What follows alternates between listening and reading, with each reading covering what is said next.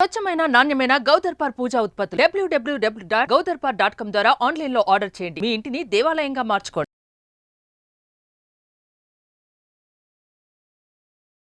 నమస్కారం, నేను మీ జాహ్నవి. మనతో ఉన్నారు ప్రముఖ జ్యోతిష్య వాస్తు పండితులు, ప్రముఖ ఆధ్యాత్మికవేత్త, అగ్ని ఉపాసకులు, వేద స్మార్త జ్యోతిష్య ఆగమ ధర్మశాస్త్ర ప్రతిష్టాంత పండిత వర్యులు బ్రహ్మశ్రీ అన్నవరపు తిరుపతి మూర్తి అవధాని గురువు గారు శ్రీకృష్ణ జన్మాష్టమి. మరి దీనికి సంబంధించి ఆ రోజు మనందరం కూడా ఆచరించవలసిన పరిహారాల గురించి, విధి విధానాల గురించి పూర్తి వివరణ గురువు గారి మాటలు అడిగి తెలుసుకుందాం. నమస్కారం గురుగారు.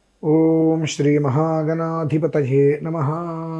గురుగారు, శ్రీకృష్ణ జన్మాష్టమి ఈ సోమవారం చాలా అద్భుతమైన రోజు. అయితే ద్వాపర యుగంలో శ్రీకృష్ణ భగవానుడు జన్మించారు. తర్వాత భగవద్గీత ద్వారా మనందరికీ ఎంతో మంచి ఉపదేశాన్ని అందించారు. అసలు శ్రీకృష్ణ జననం వెనకున్న అసలు ఆంతర్యం ఏంటి? ముఖ్యంగా ఇప్పుడు వచ్చే ఈ శ్రీకృష్ణ జన్మాష్టమి నాడు మనందరం కూడా ఆచరించవలసిన విధి విధానాలు ఏమిటంటారు? వసుదేవసుతం దేవం కంసచానూరమర్దనం దేవకీ పరమానందం కృష్ణం వందే జగద్గురుం.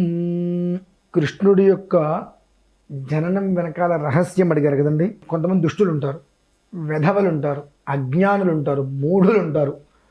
వాళ్ళు కూడా భగవంతుణ్ణి ఏదో ఒక రూపంలో తలుచుకుంటూ ముక్తి పొందాలి అని. ఎందుకంటే కాలంలో అనేక మంది అన్నం కాకుండా అశుద్ధాలు తినేటువంటి వాళ్ళు కొంతమంది ఉన్నారు.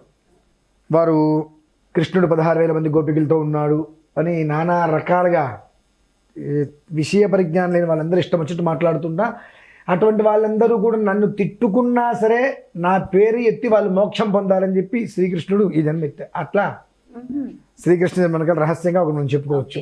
తిట్టుకున్నా పర్వాలేదు, నన్ను తలుచుకున్నారు వాళ్ళు పుణ్యజీవులు అవ్వాలి అని. ఆయన భగవంతుడు అండి, కరుణ అంతా ఇంత ఉండదు. అంటే అమ్మా, రామావతారంలో వానరులందరూ రాముడి వారికి సేవ చేశారు. ఆ సమయంలో రాముడు ఆంజనేయ స్వామి కావలించుకున్నారు. ఆ కావలించుకోవాలనే కోరికని వానరులందరూ కూడా కోరుకున్నారు. అంతమంది ఆయన ఎక్కడ కావలించుకుంటారు? అప్పుడు సమయం లేదు, చివరికి వచ్చేసింది. ఆయన ఏమన్నారంటే, వచ్చే జన్మలో నేను కృష్ణావతారం ఎత్తుతాను, మీరందరూ గోపికలుగా వస్తారు, అప్పుడు నా ప్రేమను అందరూ పొందుతారు అని చెప్పి వరం ఇచ్చారు. ఆ వర ప్రభావం ఆయన కృష్ణుడిగా ఎత్తడం, 16,000 మంది గోపికలు, అష్టభార్యలు అని చెప్పి అస్కలిత బ్రహ్మచర్మ ఆయన. అందుకనే నెమలి పెంచముంటుంది. ప్రకృతిలో సంయోగం సంభోగం అనేటువంటిది లేని జీవి నెమలి మాత్రమే. అందుకనే పవిత్రమైనటువంటిది కనుక ఆ నెమలి పింఛాన్ని శ్రీకృష్ణుడు ఇక్కడ పెట్టుకొని ఉంటారు చక్కగా. జగద్గురువులో మొట్టమొదటివాడు. జగత పితరవు వందే పార్వతీ పరమేశ్వరు అని చెప్పి మనం ఇట్లా అనుకుంటాం వాగర్ధ సంపృక్తం. కానీ జగద్గురువులుగా జగత్ మొత్తానికి తల్లిదండ్రులుగా మనం పార్వతీ పరమేశ్వరులు ఎట్లా అయితే అనుకుంటామో, జగద్గురువుల్లో మొట్టమొదటివాడు శ్రీకృష్ణ పరమాత్మ. అందుకనే భీష్మ పితామహులు చనిపోయే సమయంలో ధర్మరాజు వాళ్ళందరినీ పిలిచి, తాత నీ తర్వాత ధర్మాన్ని బోధించే వాళ్ళు ఎవరూ లేరు చెప్పు అనగానే, జగద్గురువువి నువ్వు ఉండగా నీ ముందు నేను చెప్పగలనా అని చెప్పి భీష్ముల వారు అన్నప్పుడు, జగద్గురువు అన్నమాట సత్యమే, కానీ నాకు గ్రంథజ్ఞానం ఉంది, నీకా గ్రంథజ్ఞానంతో పాటు 150 సంవత్సరాలు లోకజ్ఞానం ఉంది కదా, 2 రంగలంచి పిల్లలకి చెప్పవయ్యా అని అంటాడు. అంతటి మహామేధావి, సామాన్యుడు కదన్నమాట. కృష్ణం వందే జగద్గురుం. కృష్ణ అనగానే కష్టాలని హరించి వేస్తాడు ఆయన. కృష్ణ అని పిలిస్తే కష్టాలని హరించేస్తాడు. మనందరికీ ఏంటంటే, నల్లవాడే అనే పాట విన్న తర్వాత మనం అలానే సరదాగా ఆడుకుంటూ ఉంటాం. కృష్ణ అంటే కష్టాలని వెంటనే హరించి వస్తాడు ఆయన. భక్తులు పిలిచిన వెంటనే శివుడి కన్నా ముందు ప్రత్యక్షమవుతాడు కృష్ణుడు. కానీ ఆయన లీలలు మనం తట్టుకోవడం అనేటువంటిది సామాన్యమైనది కాదు. ఆటలాడిస్తాడు, నానా అగచాట్లు పెడతాడు ఆయన. చిలిపి అల్లరి. అందుకని ఆయనకి చిన్న కృష్ణుడు, చిలిపి కృష్ణుడు, అల్లరి కృష్ణుడు, అగడాల కృష్ణుడు అనేక రకాలుగా పేర్లు. అంటే ఏంటంటే, ఆయన్ని మనం భగవంతుడిగా చూసాం, ఆయన ఏంటంటే మీలో నేను ఒకటిగా అనుకోండి అంటాడు. దేవుడు అని పేరు పెట్టి ఆయన మనం దూరం చేసుకున్నాం. కానీ ఆయన ఏమంటారంటే, నేను మీలో ఒకరిని, నాలో మీరు ఒకరు అన్నట్టుగా ఆయన భావన ఉంటుంది ఎప్పుడు కూడా. కృష్ణాష్టమి చక్కగా వసుదేవసుతం దేవం కంసచానూరమర్దనం దేవకీ పరమానందం కృష్ణం వందే జగద్గురుం అనుకుంటూ చక్కగా ఇంటి నిండా కూడా పచ్చకర్పూరంతో ధూపం వేసుకొని చక్కగా ఆ నిప్పుల మీద పచ్చకర్పూరం వేస్తే ఇల్లు మొత్తం ధూపం వచ్చేస్తుంది. చక్కగా కృష్ణులు అలంకరించుకొని గీతా పారాయణ చేసి అటుకులు నివేదన పెట్టి నలుగురికి ఎవరికైనా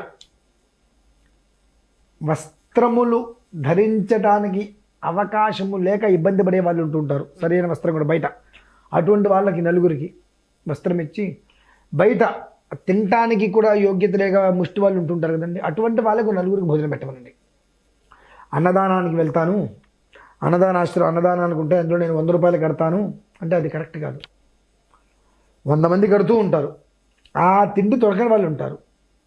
ఈ మాట నేను ఎందుకు చెప్తానంటే అమ్మా, నాకు ఒకటి గుర్తు, నేను ఒకటి చదివా తప్పుడు అని చెప్పా. ఒక పెద్ద మహానటుడు, నటుడు అంటేనే నటించేటువంటి వ్యక్తి, వాళ్ళే హీరో కాదు, నటుడు.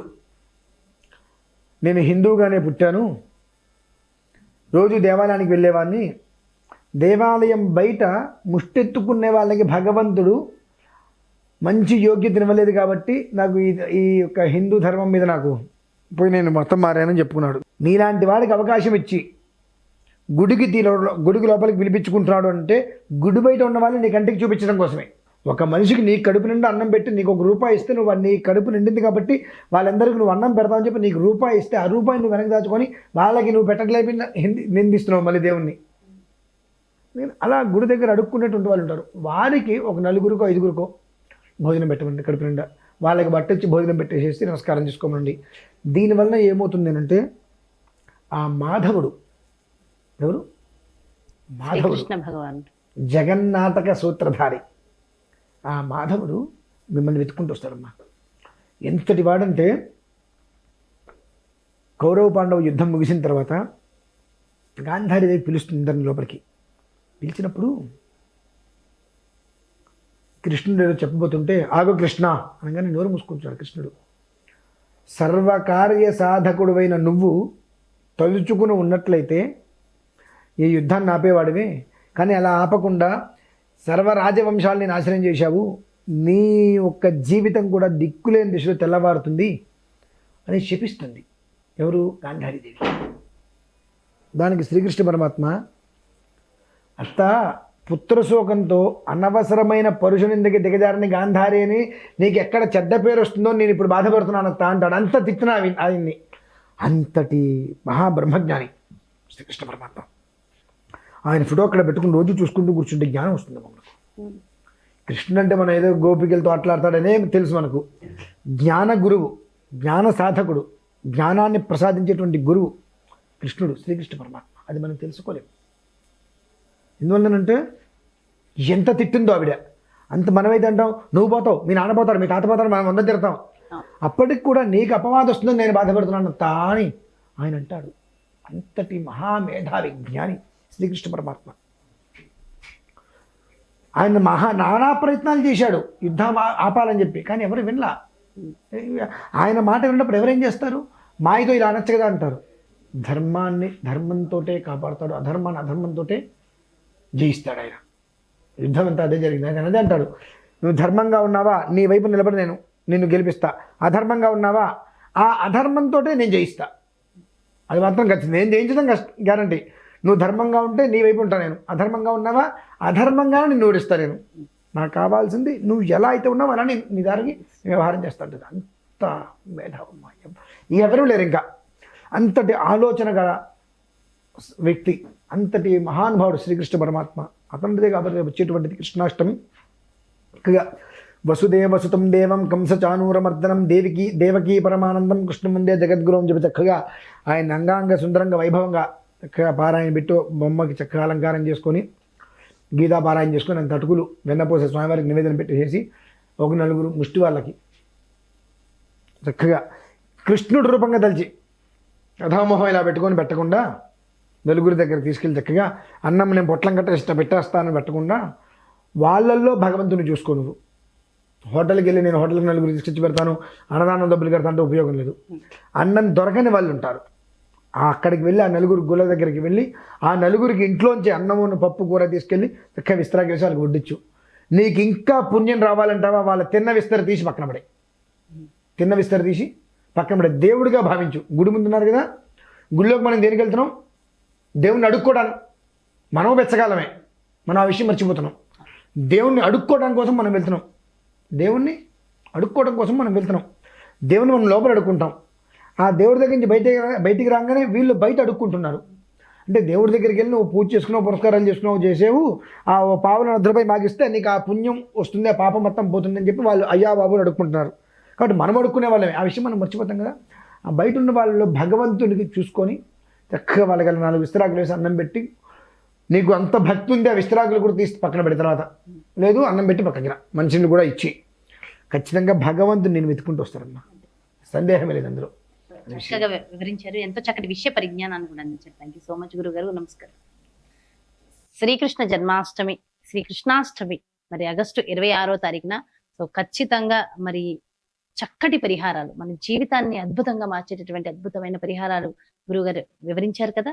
ఇవన్నీ చేసి అందరూ బాగుండాలని మనస్ఫూర్తిగా కోరుకుంటూ మరో ప్రత్యేకమైన కార్యక్రమంతో మళ్ళీ మీ ముందుకు వచ్చేస్తాను. మరి అలాగే మీ యొక్క జాతకానికి సంబంధించి కానీ, లేదంటే మీ ఇంటి వ్యాపార వాస్తుకు సంబంధించి కానీ గురువు గారిని సంప్రదించాలి, అపాయింట్మెంట్ కావాలి అనుకుంటే కింద డిస్ప్లే అవుతున్నటువంటి నెంబర్స్ కి కాల్ చేసి అపాయింట్మెంట్ తీసుకోగలరు. నమస్తే. సుమన్ టీవీలో మీ పర్సనల్ అండ్ బిజినెస్ ప్రమోషన్స్ కోసం కింది నెంబర్ కి కాంటాక్ట్ చేయండి.